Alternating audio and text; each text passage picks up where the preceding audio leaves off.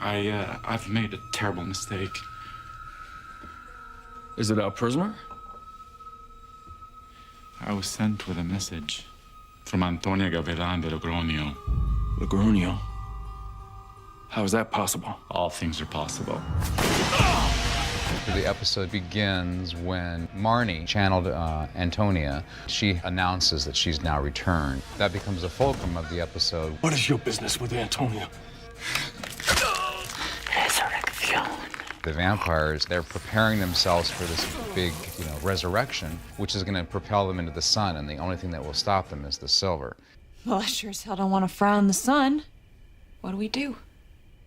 The vampires are deliberately incapacitating themselves. So there's a great deal of fear, which on possibly the last day of their lives affords them a moment of reflection. I'm writing it as a fan of these actors. In a way, it's sort of giving them an opportunity to really have their soliloquies. The first scene that we filmed actually was Bill and Jessica, and having them feel that as if this could be their last day on Earth. And Jessica is trying to make Bill, almost in a parental role, feel better about his being her maker. I've lived more with you than I ever would have with my human parents.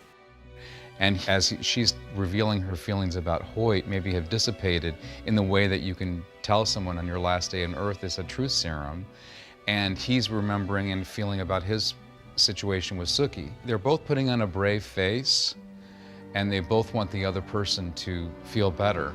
The way that they interplay upon each other is fascinating. Jessica, because she has the least silver on her, because Bill can't bear to see her go through the pain of having silver on her, she is the one who gets away. She may have to pay the consequences of having the least silver on her.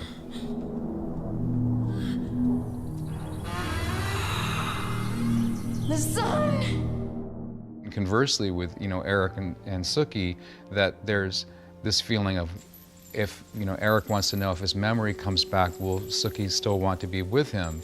And she reflects on some of the things that he's done in the past. If you can overlook the things I've done and forgive me for them, I don't want to remember. And then there's a little bit of him trying to get the silver chains off as well, and he thinks that the spell is going to be okay, but she has to be steadfast in this. So everyone's tested. Everyone's tested in the entire episode, I would say, with their resolve, with how strong this plan is, and with their feelings at this point in the series. Well, the same way vampires possess magic, witches are human beings who possess a magic that is kind of the converse of vampires. In this particular case, the witches on our shows are necromancers, so they practice death magic, and vampires being the undead can be controlled. This is the kryptonite for vampires, and a lot of the necromancers on our show have been drawn to it because they were in their human lives victimized by vampires. They have raped us, fed on us. Am I right?